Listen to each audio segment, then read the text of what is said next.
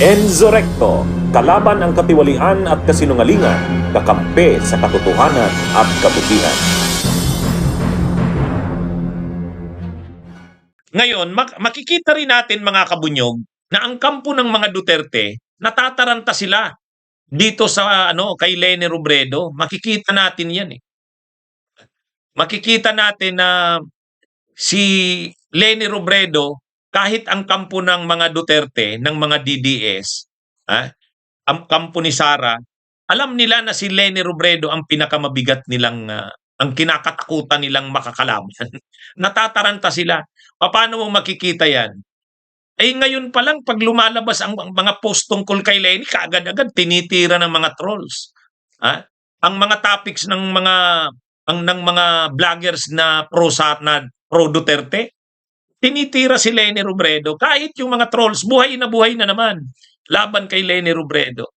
Yung pagsakay niya sa bus, talagang siya yung paboritong topic na naman ng mga DDS vloggers, trolls. Kahit yung picture niya na sumakay ng tricycle, talagang pinagpistahan pa rin yun. Kaya makikita natin na yang mga ganyan na kapag may pinag-uusapan si Leni, may balita kay Leni, may post tungkol kay Leni, talagang tinitira kaagad ng mga DDS. Makikita natin yan na ang ibig sabihin niyan, gusto nila na durugin kaagad si Leni. Kaya lang, ang maganda naman kay Leni Robredo ngayon hindi tulad nung dating hindi siya sumasagot, ngayon pumapalag. Pumapalag ngayon si Leni Robredo, hindi tulad nung dati. Katulad nung pagsakay niya sa bus. Nag-vlog si Harry Roque, binira siya ni Harry Roque. Sabi ni Harry Roque, maganda sana kung ang nagpicture man lang yan, hindi staff niya. Kumbaga, kasi parang ang lumalabas, ang nagpicture nun, staff ni Leni. Ibig sabihin parang scripted, choreographed. Sabi ni Harry Roque, dapat maganda sana niyan kung hindi staff niya ang nagano, dapat ordinaryong tao. Pero ang sagot ni Leni Robredo, sabi niya, ang nagpicture noon ay yung chairman ng SK. Ang pangalan ay Marlon Castillo. Malamang SK chairman sa Naga City yun. Hinatid daw yung magulang papunta ng Manila. So, pinicturan siya nung SK chairman. Kaya sabi ni Leni Robredo, wag kayong magkakalat ng mga kung ano-ano. Kaya kumbaga doon makikita natin kung dati si Leni Robredo kapag nagiging topic siya sa social media, sinisiraan siya lalo na ng mga DDS, hindi siya sumasagot. Ay ngayon sumasagot na si Leni. Umapalag. Tanggap na rin nila Leni Robredo ng mga supporters niya na isang malaking nakatalo sa kanya yung hindi niya pagsagot. Yung mga trolls na tumitira sa kanya, binabaliwala niya. Nakabuelo yung pagsagot ng yung mga paninira at atake sa kanya. So ngayon, alam nila ng mga supporters ni Leni, si Leni tinatanggap na rin, hindi na pwede yung ganun. Kaya isang kapansin-pansin ngayon, yung mga umaatake kay Leni ng mga DDS, yung mga trolls, ay kina-counter. Yan ay hindi nagawa noong 2022. Ngayon ay si Leni Robredo mismo ay na rin. Rumirisbak na. At sa ngayon, hindi na rin solo ng mga DDS vloggers at trolls ang narrative sa social media. Marami na ring mga vloggers, marami na ring mga aktibo sa social media na nakikipagbakbakan sa mga DDS. Hindi tulad nung panahong tumakbo si Duterte noong 2016, dominated ng mga DDS ang social media.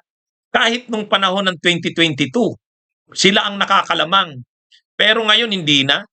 Hindi na. Sa katunayan, hirap na hirap sila. Kahit ang mainstream media, ayaw na silang i-cover ang mga propaganda nila, ang mga narratives nila. Kasi alam ng mga mainstream media, fake news yan, disinformation yan.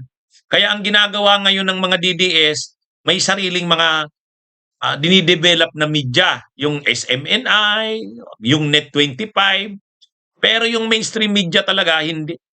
Kaya, kumbaga ngayon, mas may laban si Leni Robredo kasi hindi na kontrolado ng mga DDS ang narrative sa social media.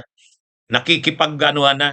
Marami na ring mga vloggers na ah, marami ng mga vloggers na mga Pinklawan, may mga vloggers na rin at mga content creators ang Pinklawan at saka ang mga pro administration o pro BBM. Magtutulungan 'yan para ma-counter ang propaganda ng Duterte. Kaya ano na ngayon, kumbaga naiba na ang ngayon. Saka kahit si Leni Robredo din, nakikipagsagutan na rin. Katulad niyan, um, nagiging issue yung posible nilang pagbo ni Vince Dizon. Ang sagot ni Leni Robredo, ay magkatandem naman talaga kami. Magkatandem naman, kaya lang sa trabaho. Sa trabaho. Ah? Ayan mga kabunyog, mga kababayan. So abangan natin, nagiging mainit na ang politika, pero ang malinaw dito, kahit ang kampo ng Duterte, alam nila si Leni Robredo ang mabigat nilang makakalaban. Hmm? Ano naman ang ipambabato nilang issue kay Pambabato nilang issue kay Leni. Wala naman itong korupsyon. Wala itong korupsyon. Walang bahid ng katiwalian. Samantalang si Sara Duterte tutad ng issue ng katiwalian. Lalo na dito sa mangyayaring impeachment ni Sara, mahuhubaran ng todo dito si Sara. Samantalang si Leni Robredo, wala man lang bahid ng katiwalian. Samantalang si Sara Duterte mahuhubaran sa tambak na issue ng katiwalian. Kaya kahit pa sinasabi ng mga DDS na malakas daw sa survey si Sara, ang daming issue kay Sara, mahahat yan ang mahahat. Samantalang si Leni Robredo, ngayon pa nga lang, hindi pa nabubuo yung alyansa ng administrasyon at saka yung Pinklawan, na sa survey, halos pareho na si Sara sa si Leni. Kaya ang kailangan lang talaga dito, una, si Leni Robredo mag-decide na para makapaghanda ang pwersa ng oposisyon ng maaga. Yan yung hinihingi sa kanya. Pero siguro naman nare-realize din ni Leni yan na iba ngayon kaysa noon. Dapat hindi na maulit yung nangyari noon. Nag-decide siyang tumakbo, masyado nang huli. Ayan. So yan, mga kabunyog, mga kababayan. Basta lagi nyo na lang abangan, subaybayan sa aking mga talakayan ang mga update sa politika. Ano man ang update sa politika, lagi nyo pong subaybayan dito po sa aking mga talakayan. Magandang araw po sa inyong lahat. Bunyog, bunyog, halikan na kasama ka. Bunyog, kapag buklod ay may pag-asa. Luzon, Visayas, Mindanao, isa ang pananaw. Sa bagong Pilipinas ang bunyog isisigaw. Bunyog.